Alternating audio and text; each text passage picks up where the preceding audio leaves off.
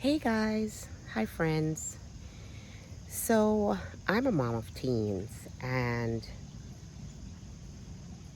sometimes when I get a notification from school that says there's a hard lockdown, um, I am terrified. And I can't imagine how my own children are feeling in the middle of that lockdown, right? And these lockdowns have become a part of our lives, almost as if it's just to be expected. Post pandemic, um, these lockdowns are fast and furious. And sometimes, I'm worried because I feel like I have no control. But I'm trying to put myself in my child's shoes. And I wonder how they feel with these slew of lockdowns. I can imagine that they are in fright mode. I can imagine that they're a little scared. I can imagine that they're a little bit on edge because they're practicing for what if something terrible was supposed to happen, right? So I'm trying to put myself in my kiddo's shoes, and I, if I'm over here feeling trepidation, I can't imagine what they feel. Then when I think about just, as a teen, as a student, high schooler, middle schooler, even college student, we all want to have friends. We want to fit in. We want to feel accepted, appreciated, like we're cool, like we know how to dress. None of us want to be laughed at. None of us want to feel like we're a joke. None of us want to feel like that. And we want to be accepted, right? I know that's a fact for my boys um, in school. And sometimes school can be a little bit harsh, but post pandemic, it's gotten brutal. And what we don't realize as parents is that our kids are afraid. They are afraid. They're on fight or flight mode. They are anxious. Some of them are depressed. Some of them, you might find them becoming a little bit overly negative because their world is chaotic. And not necessarily your world at home, but going to school for all these hours, it's a lot stressful, not a little.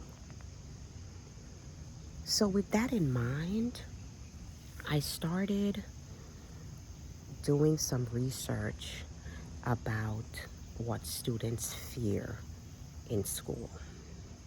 What are their anxieties? I saw a ton of them. I saw mental health was a problem, and people were trying to cope by vaping, taking weed in all forms, because now what happens is that sometimes your student isn't a druggie, but their friends might give them some fruity pebbles or might give them some brownies, and schools can't keep up with that stuff. So you don't know what to do. You kind of feel like hopeless at times with some of this stuff that's coming at your kids like a tsunami. So as I researched and I saw these things, mental health included, I decided that they needed help and they needed to help themselves whether I was there or not. So you know what, guys, I started to write these positive, affirming statements about the problem, whether it be mental health. I also found tips. I also found practices that you can do to help keep your anxiety, sometimes depression, sometimes sadness, under control. So I wrote this book, and it didn't even start out as a book. I started to just write it to my own kids. I started to help my own children, prepare them to go back into school feeling confident, right? Unafraid, full of just knowing that, you know what, even if my family, my mom's not here, my dad's not here, I am not alone. So that's how my book came about. It's called Back to School Affirmation Journal for Students. I really wanted to help my kids. I saw that it helped my kids, and now I wanted to help you. So check out Back to School Affirmation Journal for Students.